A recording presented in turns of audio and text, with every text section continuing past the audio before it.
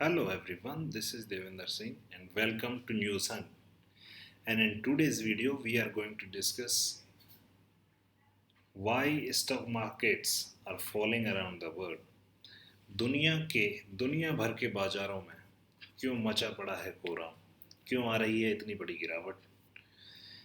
Sensex 15% down है, Nasdaq 30% 30% down है, S&P 500 20% से अधिक डाउन है, संघाई स्टॉक एक्सचेंज 20% से अधिक डाउन है। तो ऐसा क्या हो गया है जिससे दुनिया भर के बाजार, चाहे वो अमेरिका के हों, चाहे भारत के हों, चीन के हों, लंदन का हो, जर्मनी का हो, जापान का हो, सभी में गिरावट आ रही है।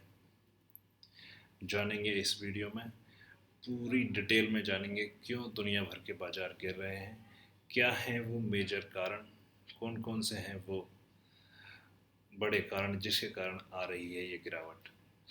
बने रहिए मेरे साथ। और अमेरिका के बाज़ारों की बात करें तो Dow Jones industrial average down है 15% से। S&P 500 जो कि अमेरिका की 500 सबसे बड़ी कंपनीज है, उनका इंडेक्स है, वो 20% से अधिक ज़्यादा डाउन है। और अगर नास्डैक की बात करें तो नास्डैक हमारा डाउन है ऑलमोस्ट 30%, एंड अब तो मोर देन 30%, 30% से अधिक ज़्यादा गिरावट आई है, 30% से अधिक गिरावट आई है नास्डैक में। नास्डैक जो दुनिया की सबसे बड़ी टेक कंपनीज है ना, जैसे Apple, Google, Netflix, Amazon, Meta, इनसे बनकर मिलने वाला इंडेक्स है। तो क्लियरली जो यूएस मार्केट है, जो अमेरिका के बाज़ार हैं, वो बेयर मार्केट की टेरिटरी में है, यानी कि उन अमेरिका के बाज़ारों में मंदी का दौर चल रहा है। बाय डेफिनेशन बियर मार्केट क्या है? बाय डेफिनेशन बियर मार्केट है when a stock market is down more than 20% from its current position. So 20% से अधिक की गिरावट आ जाती है तो उसे ऑफिशियली मंदी मान लिया जाता है। तो अमेरिका का ये हाल है। अब हम देखते हैं इंडिया का क्या हाल है। ये है इंडिया का सेंसेक्स। अगर पिछले 6 महीने की बात करें तो आप देख पा रहे होंगे कि ये लगभग 15% डाउन है। और अब हम बात करें अगर जापान की, तो जापान का बाज़ार पिछले 1 महीने में 10 से 12% टूटा है।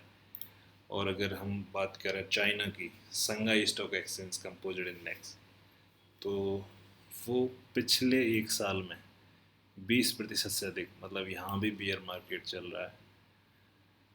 तो हमने चीन की बात कर ली, अमेरिका की बात कर ली, इंडिया की बात कर ली, जापान की बात कर ली, और जर्मनी का भी मार्केट डाउन है, और ब्रिटेन का भी डाउन है। कुल मिलाकर दुनिया भर के बाजार टूट रहे हैं। ऐसा क्यों हो रहा है?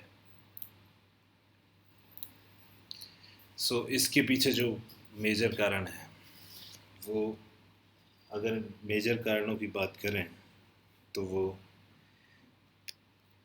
4 बड़े कारण हैं, 4 मेजर कारण हैं जिसके कारण ये गिर रहा है, लेकिन वो एक दूसरे से जुड़े हुए हैं।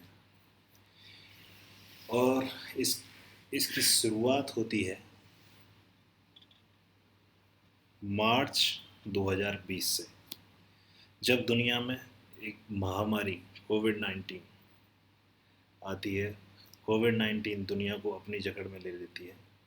तो कोविड-19 में दुनिया भर में लॉकडाउन लगे थे, और जब लॉकडाउन खुले थे और लॉकडाउन के पीरियड्स के दौरान दुनिया भर की सेंट्रल बैंक, चाहे वो फेडरल रिजर्व हो, या फिर इंडिया की आरबीआई हो, या फिर बैंक ऑफ इंग्लैंड हो, बैंक ऑफ जापान हो, सारी दुनिया भर की, चाहे फ्रांस की सेंट्रल बैंक हो, चाहे जर्मनी की हो, सब ने इंटरेस्ट रेट बहुत कम कर दिए थे और पैसे छापे थे, मतलब यूं ही अनाप शनाप पैसे छापे थे और वो लोगों में बांटे थे।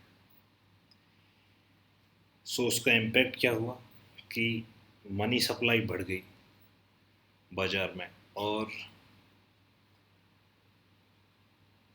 मतलब बाजार में मनी सप्लाई बढ़ गई जिससे कि चीज़ों की महंगाई बढ़ गई। सो पहला जो बड़ा कारण है वो है कि हम पोस्ट कोविड-19 इकोनॉमी से जूझ रहे थे। लेकिन उसी में फिर रूस ने 24 फरवरी 2022 24 फरवरी 2022 को रसिया ने यूक्रेन पर हमला कर दिया। कहाँ है रसिया? ये रहा रसिया। कहाँ है यूक्रेन? ये रहा यूक्रेन। सो रसिया ने यूक्रेन पर हमला कर दिया और ये जो इसका जो दक्षिणी इलाका है ये क्रीमिया उसने पहले ही 2014 में उस पर कब्जा कर लिया था। इस पे वो कब्जा उसका लगभग हो गया है। सो जो दूसरा सबसे बड़ा कारण है वो है रसिया का। ये आप देख पा रहे हैं कैसे ये सब यूक्रेन का हिस्सा है वो अब रसिया के कब्जे में है। ये रेड कलर में जो आप देख रहे हैं पूरा ये रूस ने कब्जा लिया। ये काला सागर है, यूक्रेन है, ये रसिया, ये रसिया। तो 24 फरवरी 2022 का जो रसिया का इन्वेजन था यूक्रेन का, उसके कारण क्या हुआ कि दुनिया की जो सप्लाई चेन थी कि दुनिया में जो माल की आवाजाही होती है वो डिसरप्ट हो गई। और दुनिया में जो फ्यूल के प्राइसेस हैं, जो कच्चे तेल के दाम है, क्रूड ऑयल के प्राइसेस हैं या नेचुरल गैस के प्राइसेस हैं, वो बहुत ज़्यादा बढ़ गया क्योंकि दुनिया का दूसरा सबसे बड़ा तेल उत्पादक देश है रूस और दुनिया का सबसे बड़ा गैस उत्पादक देशों में से एक है रूस। तो रूस के यूक्रेन पर हमला करने से क्या हुआ कि जो पश्चिम के देश हैं, अमेरिका सहित पूरे पश्चिम के देश जैसे ब्रिटेन, जर्मनी, फ्रांस, सारे पोलैंड, इन्होंने इसने रसिया पर प्रतिबंध लगा दिए कि तुम हमारे यूएस डॉलर में व्यापार नहीं करोगे। उससे क्या हुआ कि जो रूस से आने वाली तेल की सप्लाई और गैस की सप्लाई है वो बहुत हद तक कम हो गई दुनिया में। तो उससे तेल और गैस के भाव बढ़ गए। अब तेल के भाव बढ़ गए तो मानो कि सारी चीज़ों के भाव बढ़ने ही हैं। और उससे पहले दुनिया के सेंट्रल बैंकों ने बहुत सारा पैसा छाप के पब्लिक के हाथ में दे दिया। तो एक तो पब्लिक के हाथ में पैसा ज़्यादा है, तो पैसा ज़्यादा है तो एक चीज़ को ख़रीदने वाले लोग ज़्यादा हैं, उससे उसकी अपने आप वैल्यू बढ़ जाएगी।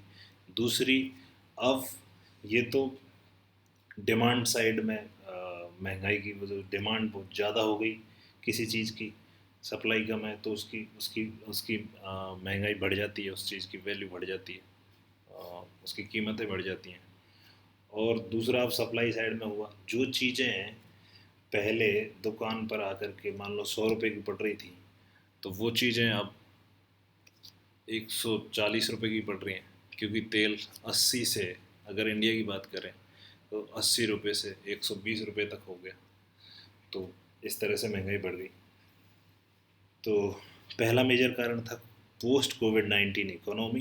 दूसरा मेजर कारण था रसिया का यूक्रेन पे वार जिससे सप्लाई चेन थी दुनिया की वो डिसरप्ट हुई और तेल और गैस के दाम बढ़ गए।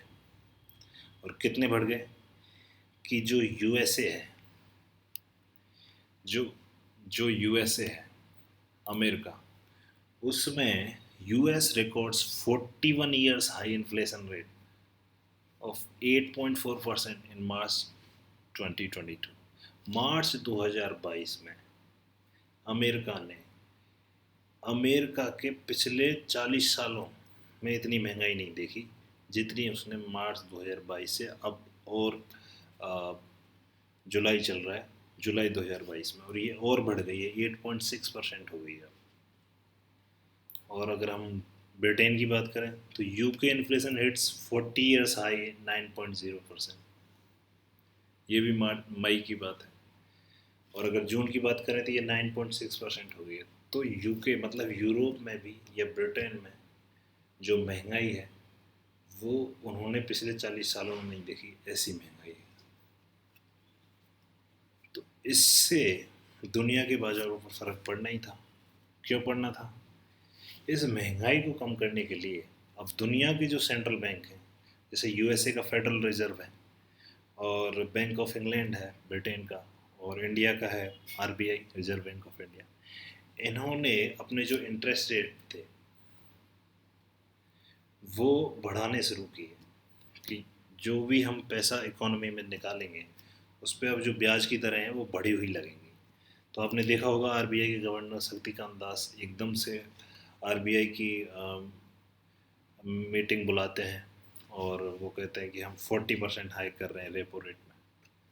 और ऐसे ही दुनिया भर के जो सेंट्रल बैंक है, खासकर दुनिया का जो सबसे बड़ा सेंट्रल बैंक है फेडरल रिजर्व, जिससे अमेरिका के बाज़ार की दिशा तय होती है और अमेरिका के साथ साथ ही दुनिया के बाज़ारों की दिशा तय होती है। ये हकीकत है क्योंकि वो सबसे बड़ी इकोनॉमी है, लगभग एक चौथाई दुनिया की इकोनॉमी का हिस्सा यूएसए से आता है, अमेरिका से आता है।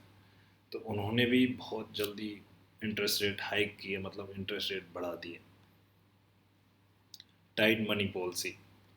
सो इंटरेस्ट रेट बढ़ा दिए तो इसका इम्पैक्ट क्या हुआ? इसका इम्पैक्ट ये हुआ कि जो जो एक तो स्टॉक मार्केट होता है, एक होता है बॉन्ड मार्केट। बॉन्ड मार्केट का मतलब फिक्स्ड इनकम, जहाँ पर जैसे हम अपने यहाँ फिक्स्ड इनकम के सोर्स जैसे एफडी है, और बॉन्ड का मतलब होता है कि हम किसी कंपनी, कोई कंपनी हमसे कर्जा ले रही है और वो कह रही है कि मैं आपको अपना काम करके 5 साल में एक फिक्स इंटरेस्ट रेट, मान लो कि 6% की ब्याज सहित चुका दूंगी। तो बॉन्ड मार्केट, जो बॉन्ड यील्ड थी वो बढ़ गई। तो दुनिया के जो इक्विटी मार्केट हैं, या शेयर मार्केट हैं, या क्रिप्टो का बाजार है, क्रिप्टो करेंसी जिसमें बिटकॉइन, इथेरियम इत्यादि आते हैं, तो इनको रिस्क ऑन एसेट माना जाता है। रिस्क ऑन एसेट का मतलब है कि इनमें रिस्क काफ़ी ज़्यादा होती है। तो जब बाज़ार में बूम होता है, जब बाज़ार में बुल मार्केट होता है, तो रिस्क ऑन एसेट में लोग ज़्यादा पैसे लगाते हैं। लेकिन जब बियर मार्केट होता है और इन्फ्लेशन ज़्यादा होती है और दुनिया में मंदी आई हुई होती है, तो लोग बाग अपनी रिस्क कम से कम करना चाहते हैं, क्योंकि वो देख रहे हैं कि जैसे हम देखें बिटकॉइन, बिटकॉइन पिछले 6 महीने में 70% से ज़्यादा गिर गया। तो उसमें पैसा रख के क्या करें, जिसमें आप मान लो 1 लाख रुपए थे, वो अभी 30,000 से भी कम हो गए। और मान लो आपके एप्पल में पैसे लगे थे, तो एप्पल में भी, एप्पल और गूगल भी 25% से ज़्यादा टूट गए। मान लो कि जो 1 लाख के अब 75,000 से भी कम हो गए। और नेटफ्लिक्स में लगे होते तो केवल 25,000 ही रह जाते। तो ये रिस्क ऑन एसेट माने जाते हैं शेयर मार्केट, जिसे इक्विटी मार्केट भी कहते हैं, और क्रिप्टो एसेट जिसमें बिटकॉइन, इथेरियम, सोलाना, लिंक, ये सारे आते हैं। तो रिस्क ऑन एसेट से अब पैसा risk of asset, bond market में जाने लगा या फिर गोल्ड में जाने लगा। तो ये है दोस्तों कि क्यों गिर रहा है दुनिया के मार्केट। अगर हम इन्फ्लेशन की बात करें दुनिया भर में आज कितनी है, तो ये जैसा कि आप मैप पे देख पा रहे होंगे, तो लगभग पूरी दुनिया रेड ही हुई पड़ी है। और रसिया में बहुत ज़्यादा है, अर्जेंटीना में बहुत ज़्यादा है, वेनेजुएला में तो बहुत ही ज़्यादा है। देखो 167% है, और अर्जेंटीना में 60.7% है। और यहाँ आप देख पा रहे हैं कि उज्बेकिस्तान, ईरान में भी 52.5% है। कितनी ज़्यादा है? पाकिस्तान में 21.3% है। भारत में 7.04 है। यूएसए में इंडिया से ज़्यादा है। यूके में 9.1 है। रसिया में 17.1 है। तो ये बहुत ही ज़्यादा इन्फ्लेशन है। सूडान में तो 192% है।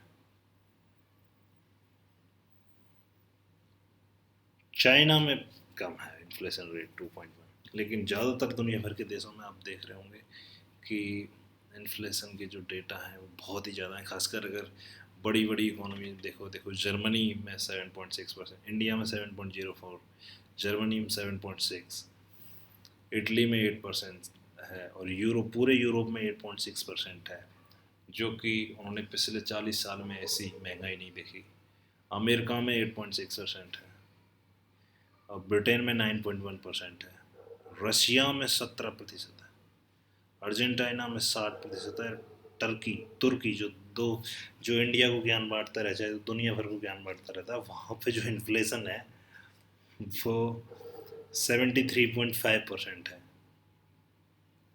तो इसका मतलब समझ रहे हैं दोस्तों, इसका मतलब ये है कि जो मान लो कि आपके जो 100 रुपये थे, आपके पास 100 रुपये थे अब जून के महीने में, और जून में इन्फ्लेशन मान लो 1% थी, और जुलाई में अगर मान लो वो इन्फ्लेशन इतनी हो गई 73.5, तो आपके जो 100 रुपये है ना, उसकी जो वैल्यू है ना वो 30 रुपये से भी कम हो गई।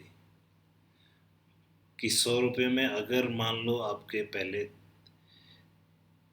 3 किलो केले आते थे, तो वो अब 100 रुपये में 1 किलो से भी कम केले आएंगे। इसका मतलब ये है। तो इतनी महंगाई बढ़ गई है दुनिया भर में, जिससे दुनिया भर के बाज़ारों में कोहराम मचा पड़ा है। और दुनिया भर के जो सेंट्रल बैंक है, federal reserve, reserve bank of India, bank of England, bank of Japan, ये सारे अब अपनी इंटरेस्ट रेट बढ़ा रहे हैं। और इनके साथ साथ बाज़ारों के गिरने का एक और कारण रहा, वो रहा कि चीन में कोविड-19 के केसेस फिर से बढ़ना, चाइना में। जैसा कि आप देख पा रहे हैं, चीन में अपने यहाँ फरवरी 2022 से ये केस एकदम से बढ़ने शुरू हुए। पहले यहाँ नए केस केवल 239 थे, और फिर हम यहाँ बात करें तो अप्रैल में आते आते नए केस 30,000 के आसपास हो गए थे, 30,000 से ज़्यादा। तो इसके कारण जो चाइना है उसने कहा कि हम जीरो कोविड पॉलिसी अपनाएंगे, मतलब कि उसने लोगों को घरों में बंद कर दिया और बहुत ही कड़ा लॉकडाउन लगाया। इतना कड़ा कि जो आज तक कहीं नहीं लगा। लोग फ्रस्ट्रेट हो गए, लोग अपनी बालकनियों से आगा के चिल्लाने लगे। इतना कड़ा लॉकडाउन लगाया चाइना ने। सो जैसा कि आप यहाँ देख पा रहे हैं कि that's what you get doing. So China is building more isolation camps out. China is moving patients out of the city. Tens of thousands of people have been transported. And तो चीन ने बहुत ही बुरा लॉकडाउन लगाया, और जिसके कारण चीन चीन अगर चीन की बात करूं दोस्तों, तो चीन दुनिया की फैक्ट्री है। दुनिया का लगभग आधा सामान, जिसमें सारा सामान आएगा आपका, कुछ भी, चाहे इलेक्ट्रॉनिक सामान हो, चाहे फर्नीचर का हो, चाहे खिलौने हो, चाहे कपड़े हों, चाहे कुछ भी, मैं ये कह रहा हूँ स्टील हो, कुछ भी, वो लगभग 50% सामान चीन में बनता है और दुनिया भर में सप्लाई होता है। तो चीन का जो सबसे बड़े शहर जिसमें कि संगाई और हुबेई और जिलिन और बीजिंग, इनमें लॉकडाउन लगाना पड़ा लगभग 1.5 महीने के लिए। तो जिससे दुनिया भर की जो सप्लाई चेन की जो बात चल रही थी वो चरमरा गई। व्यवस्थाएं दुनिया भर में जो कपड़े जाने थे या खाने का सामान जाना था, और दुनिया भर में आपको एक बात और बता दूं कि सबसे बड़ा गेहूं का उत्पादक है चीन। दुनिया की लगभग 1/3 सब्जी और फल का उत्पादन करता है चीन। तो ये सारी जो सप्लाई व्यवस्था, और स्टील का उत्पादन में मेजर प्रोड्यूसर, सो ये, और रेयर अर्थ में तो उसका एकाधिकार है। तो कहीं ना कहीं दुनिया भर की जो सप्लाई चेन है वो गड़बड़ गई, और उससे महंगाई और बढ़ गई। और अब क्या बन गया, अब एक दुष्चक्र बन गया, एक विशेष साइकिल बन गया। अब क्या कर रहे हैं कि दुनिया के जो सेंट्रल बैंक हैं वो इंटरेस्ट रेट बढ़ा रहे हैं। इंटरेस्ट रेट बढ़ा रहे हैं तो जो उद्यमी हैं या कंपनीज हैं वो लोन कम ले रही हैं। लोन कम ले रही हैं तो प्रोडक्ट कम बन रहे हैं। प्रोडक्ट कम बन रहे हैं तो खरीदने वाले ज़्यादा हैं, तो महंगाई और बढ़ रही है। सो आप देख रहे हैं इस तरह से महंगाई बढ़ रही है और दुनिया भर के बाजार गिर रहे हैं। और रूस और यूक्रेन का जो युद्ध चल रहा है उसका अभी तक कोई भी हल निकलने का समाधान नहीं है। और यहाँ भी इसने पूरे यूरोप में और को रिसेशन के बिल्कुल पास ला के खड़ा कर दिया। ये रिसेशन क्या होता है, मैं बार बार कह रहा हूँ, रिसेशन रिसेशन रिसेशन को हिंदी में कहते हैं आर्थिक मंदी।